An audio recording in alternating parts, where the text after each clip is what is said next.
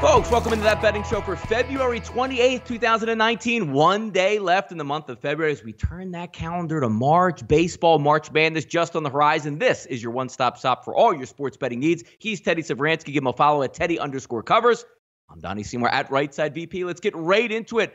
Hot topics, Teddy, coming down the pike. Dwayne Wade delivering some late magic in his old age in a win over the Warriors. And LeBron drops 33 points. Let's get right into it. Villanova was the place to be last night, Teddy. And it looked like if you had a Marquette ticket sitting at around 5.5 that you got, looking good, 60-55 late in that ball game, Villanova surges to take the victory and the ticket down. Big win for Villanova to stop the bleeding, Teddy.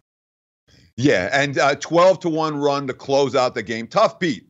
If you had Marquette plus the points as Nova wins by 6, they closed 5.5 point favorite. You know, the quote, this was March level intensity. It was a heck of a college basketball game. Villanova deserved to win.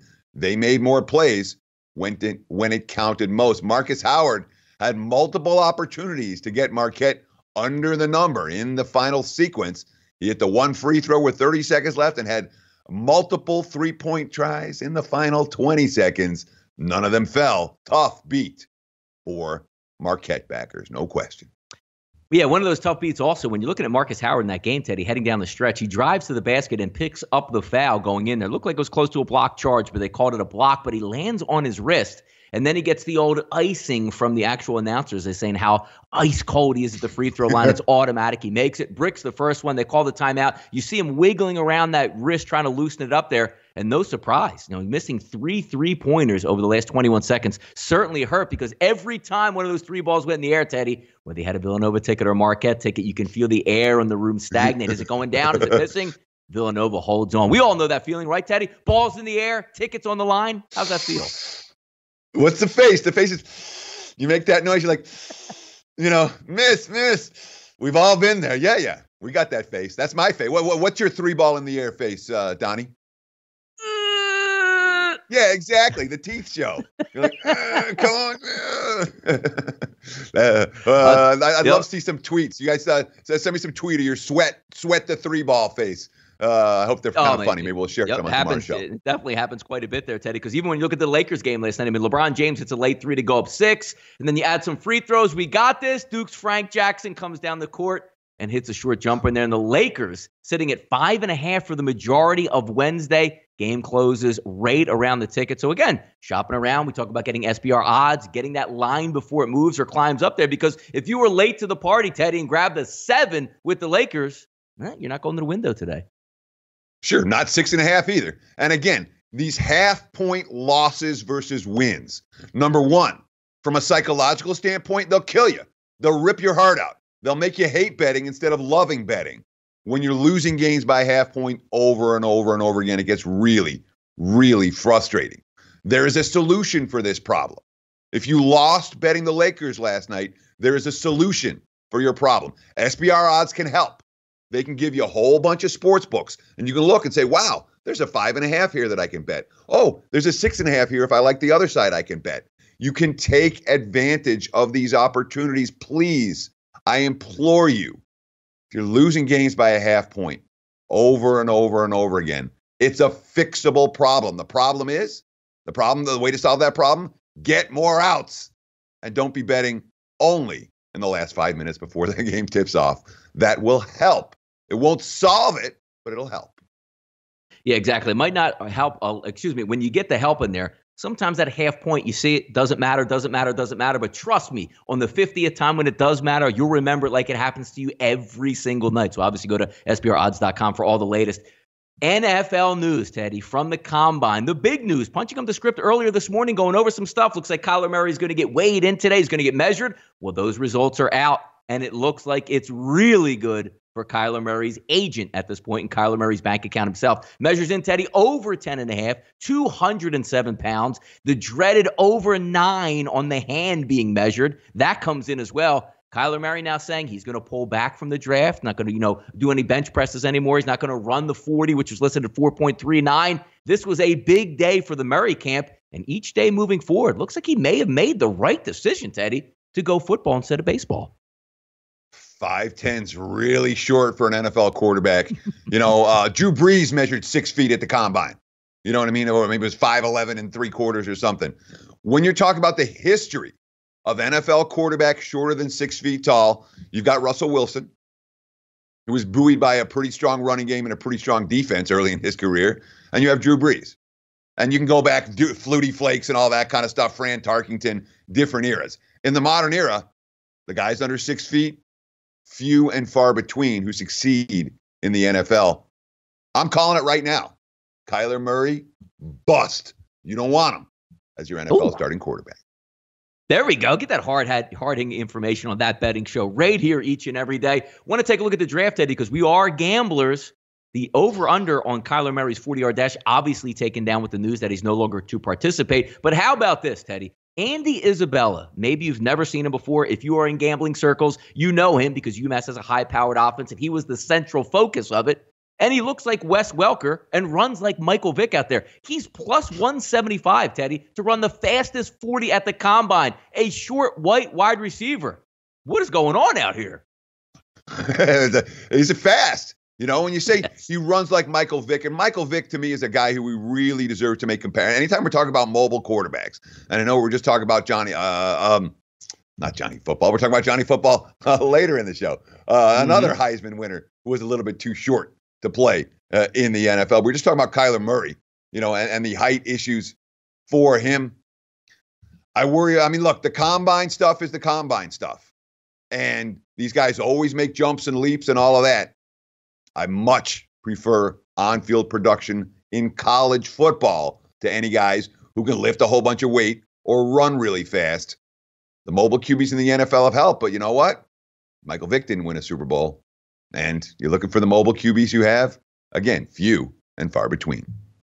Yeah, no, exactly. And he is short, and that is going to be a problem. But it's kind of funny, Ted, that we talk about in these realms where, you know, if he measured at 5'9" and 7/8, the world would end. But as soon as people see the 10, oh my goodness, he might be big enough to play quarterback in the NFL. It's amazing by like a centimeter, an eighth of an inch can make that big difference in there. Baseball, Teddy, tomorrow, as we said to start the show, it is March. We're getting closer, only 3 weeks away from opening day overseas. And then another week later, we'll have opening day in the United States. MLB First Look today, Detroit Tigers 64-98 in 2018. And sometimes, you know, we have some fun when we talk about the AL East divisions, and it's a lot of fun. The AL Central here could be maybe a tough swallow for the season. Tigers head in at 200-1 to win the 2019 World Series. Team total listed, Teddy, 68. And as I joke here on the ticker, it says Detroit's motto should be Miggy and the rest of the guys. Couple solid bats out there, Nick Castellanos and Jaime Candelario. But not much after that, Teddy. What's to look forward to if we're back in the Detroit Tigers this year?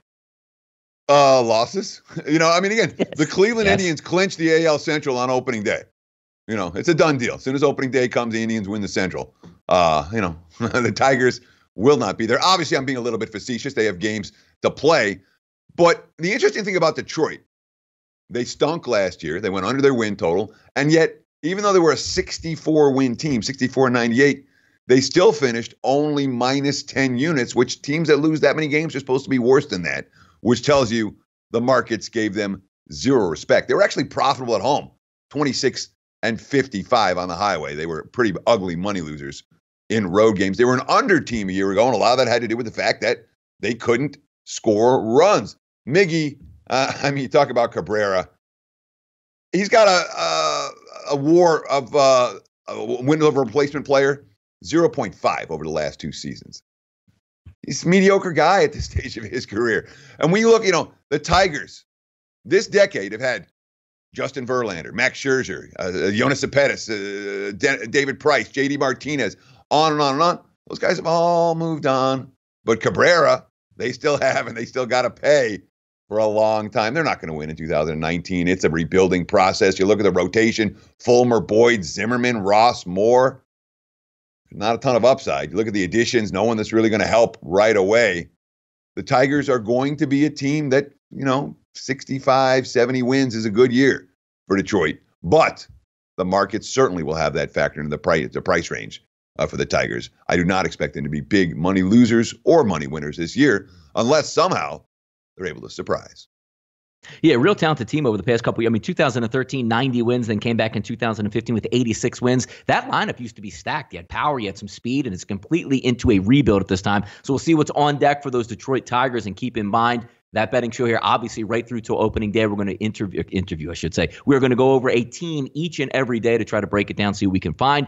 Overnight line movers, Teddy. Lines, as we say, never sleep here. SBRodds.com, the best place to go on the internet to check those lines that are moving. Knicks backers, here we go, Teddy. Knicks picking up a little bit of steam here. Looks like getting some public backing, opens up at 2.5. Now we sit at 3. We're expecting the Knicks to win games now, Teddy. What's getting into us? Yeah, well, the markets are expecting the Knicks to win games. Of course, the Cavs 2-0 against the Knicks this year, and they haven't lost at Madison Square Garden in the last 9 trips. Of course, all of those were LeBron games. But now we're talking about two teams. All they want is ping pong balls, right? Well, with the worst record, you have a 14% chance to winning the lottery. With the third worst record, you have a 14% lottery with a chance of winning the lottery. Exactly the same. With the 5th worst record, you have, I think it's a 10.5% chance of winning the lottery. There's not that much difference. So tank, lose every game. Oh my God, the Cavs are already beating the Knicks twice this season. This is the Knicks spot. It's two teams that player-wise, they don't mind winning this game. Upstairs, all they want is ping pong balls. So I can understand why the money's come on the Knicks. Not my money. I'll put it that way. Rockets and Heat both coming off back-to-back games. Last night we saw the Rockets pick up a win, and also the Heat pick up an improbable win with a Dwayne Wade buzzer-beating shot. And the markets are appropriate right now, opening up at 9 in some spots, 8.5. Now sitting at 9.5 across the board. 220.5 is an over/under. Back-to-back, does Dwayne Wade got to get in the ice tub, or is he going to be able to come back and give us an honest effort tonight versus those Houston Rockets? Yeah, hard to say what we're going to see from Wade tonight. The market's certainly not expecting a lot from Miami, although I have to say, yeah, Dwayne Wade hit the incredible buzzer beater in the Rockets or the Heat after blowing a huge lead against the Warriors, came back and won that game, and huge win, and the crowd celebrates, and now second of back-to-backs on the road. It feels like a very flat spot for Miami, and you can understand why the initial knee-jerk money, boom, towards Houston. But Rockets also played a barn burner last night, and a team that finally got healthy. They just lost Shumpert. They just lost Fareed. Both guys got hurt last night. Big depth problems for the Rockets this evening. That's why this number's not going higher than 9.5.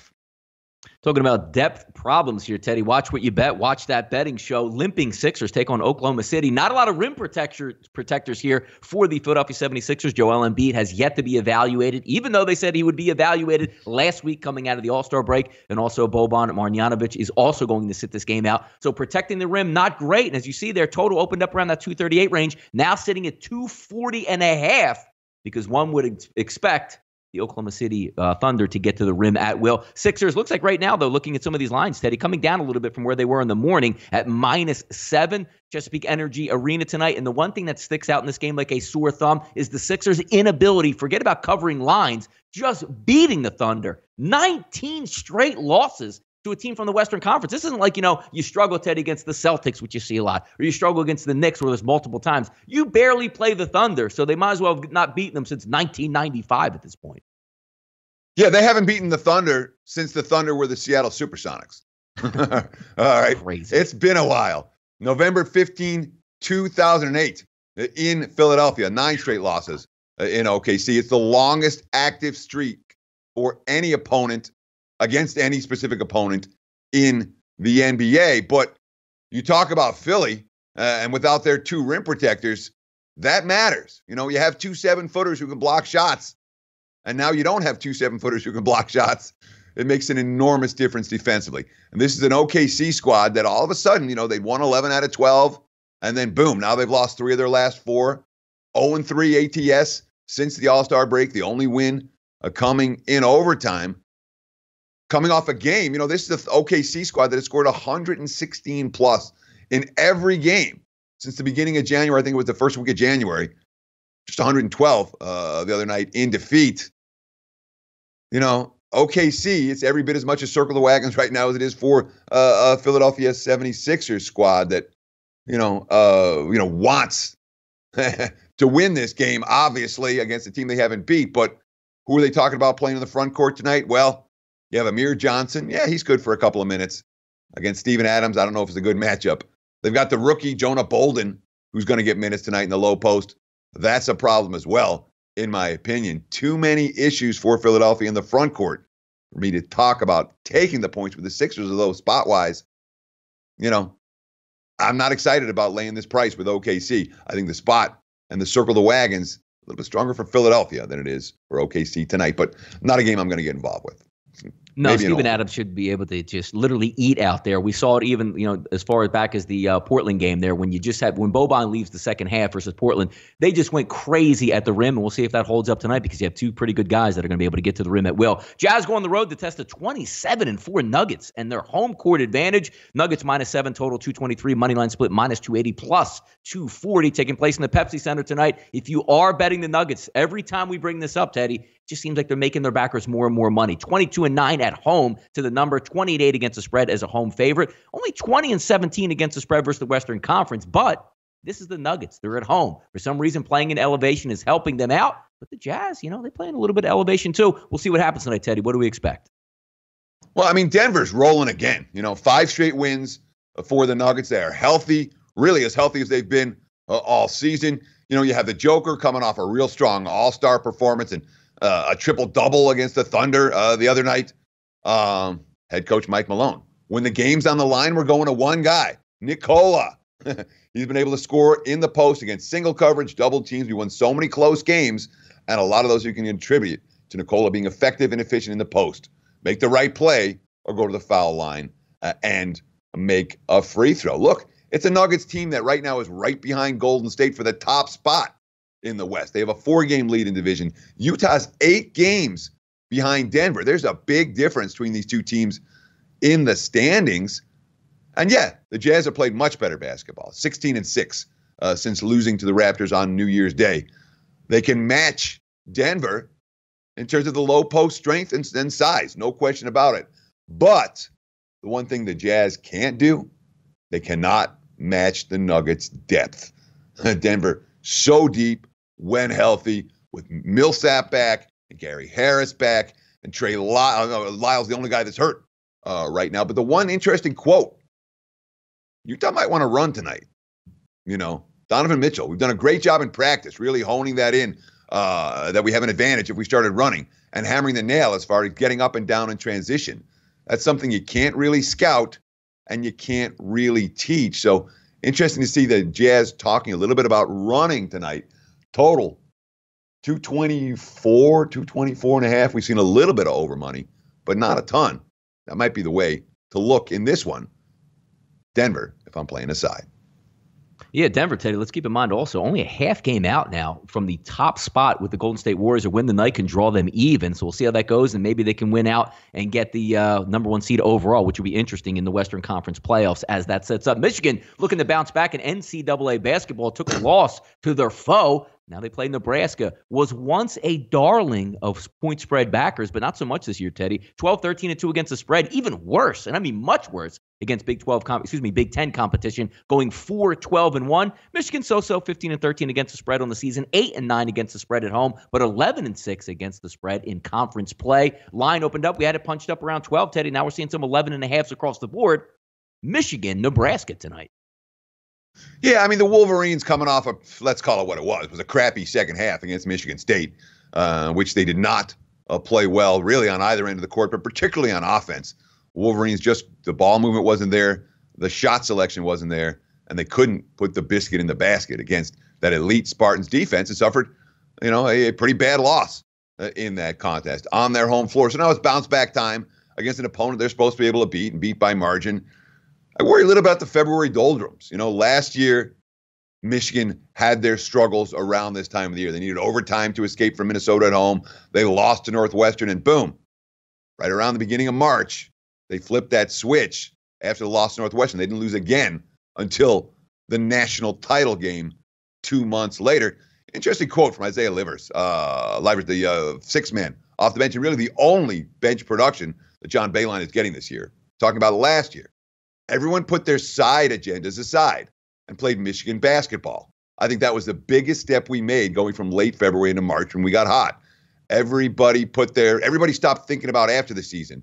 Everyone's thinking about we are here now. We're not going to think about the future. I haven't seen that from the Wolverines this year. maybe that the switch flips, but we're talking about laying a big price with a team that may have some issues. Of course, Nebraska's had issues all year. It's senior night at Chrysler Arena. We're going to see Charles Matthews get honored for the Wolverines, but he's banged up. James Palmer is the interesting guy for the Huskers. He's averaging career-high 19 points a game, but he's doing it on just 36% shooting. He needs to be efficient tonight if the Cornhuskers are going to hang within the number. Yep, Big Ten seeding on the line here as we head towards March Madness with conference tournaments just on the horizon. Segment number 4, Teddy, off the mic. Johnny Football back in the news, and I want to read a quick quote to you there. I want to thank Coach Sherman, my teammates, and the CFL fans. My time there reestablished my love for the game of football and the work that goes into it. I look forward to exploring new options within the United States. Now, if it's the AAF, if it's the XFL, outside of getting a headline by signing Johnny Football, you don't really get too much on the field. Not greatness for Johnny Manziel since leaving college here, Teddy. And look, we've met him all personally right at the IFBC. Johnny Football going back to the States. Are we excited, Teddy? I'm excited. Look, I like the guy. You know, we met him at the SBR conference. I hung out with him. I took some pictures with him. We had a chat that was like a chat between two grown men, not about, just about life and things and all that. But the thing that stood out to me, we hung out with Johnny Manziel. He bummed a smoke from me. All right. I'm allowed to smoke. I'm 50-something years old. I do a crazy, stressful profession, all of that kind of stuff. Johnny Football is not allowed to smoke. And when he's bumming smokes off me, it says one thing only. Yeah, I'm great at football, but no, I'm not that serious about it. And the issues up in Canada, and everything's hush-hush. We don't know what happened with Montreal. I know they had 56 things, the stipulations of what he had to do to play in the league, and it could have been something very small. But the fact that the CFL banned him, it's a little bit of a red flag. All that being said, AAF, XFL, you better believe I signed this guy. I signed him in the New York Minute, put him in a franchise in Texas. They'll sell out. That's how big Johnny Football still is in the Lone Star State. Yep, can't you picture it, Teddy? Two teams lining up for the XFL. One side, Colin Kaepernick. The other side, Johnny Manziel. Ratings bonanza, just like here on that betting show for February 28, 2019. Your one-stop shop for all your sports betting needs. Hope you enjoyed the show. We'll be back tomorrow to bring you another Major League Baseball preview and update everything on hard court action here. Teddy Savransky at Teddy_covers. I'm Donnie Seymour, right side VP. Thanks for tuning into that betting show. We'll catch you tomorrow. Have a great day.